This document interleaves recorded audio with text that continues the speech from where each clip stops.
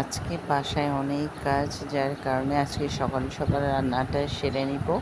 আর সাথে কি কি কাজ করেছি থাকছে ছোট্ট একটি ব্লগে, পুরো ভিডিওটি না টেনে দেখতে থাকুন। হ্যালো এভরিওয়ান, আসসালামু আলাইকুম। কেমন আছেন সবাই? আশা করি সবাই অনেক ভালো আছেন। আজকে একটি নতুন মিনি ব্লগ আপনাদের সাথে শেয়ার করছি। আজকে দুদিন যাবত যেহেতু খালা আসেনি, তো খালার কাজ আমার কাজ সবগুলো কাজ আমাকে নিজে একা করতে হয়েছে। তো আজকে যেহেতু খালা আসবে, তো আমি ভাবছি আজকে বাসায় ফ্যানগুলো ময়লা হয়ে গিয়েছিল, তো ফ্যানগুলো আজকে একটু ক্লিন করব, যার কারণে একটু রান্নাবান্নাটা একটু তাড়াতাড়ি করে নিয়েছিলাম। এখানে আমি মাছ রান্না করছি আর বাচ্চাদের জন্য চিকেন রান্না করব।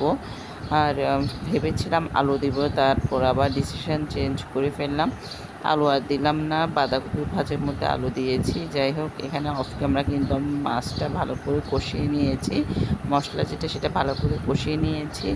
এর মধ্যে কিন্তু টমেটো দিয়ে দিয়েছিলাম। আসলে মাছটা আমি হলুদ লবণ দিয়ে ভালো করে ধুয়ে তারপর রেখেছিলাম, যার কারণে মাছের কালারটা হলুদ ছিল। এখানে বাঁধাকপি, এক চুলায় বাঁধাকপি হচ্ছে, এক চুলায় মাছ রান্না হচ্ছে।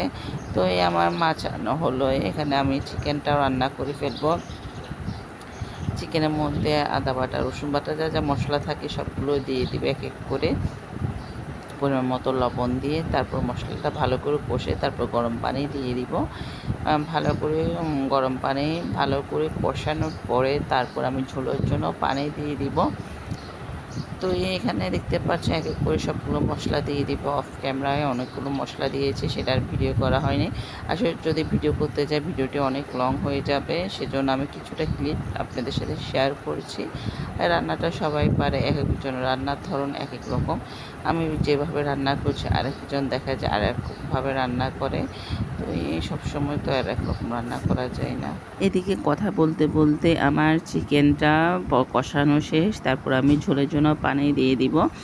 এখানে আমি কিন্তু আস্তে আগুনে রান্না করছিলাম, ভালো করে কষানোর পরে, যেহেতু মশলাটা আমি পরে দিয়েছিলাম, আগে চিকেনটা একটু ভেজে নিয়েছিলাম। এটা সোনালি মুরগি রান্না করেছিলাম বাচ্চাদের জন্য। যাই হোক, কথা বলতে বলতে আমার সবগুলো রান্নায় কমপ্লিট, আলহামদুলিল্লাহ।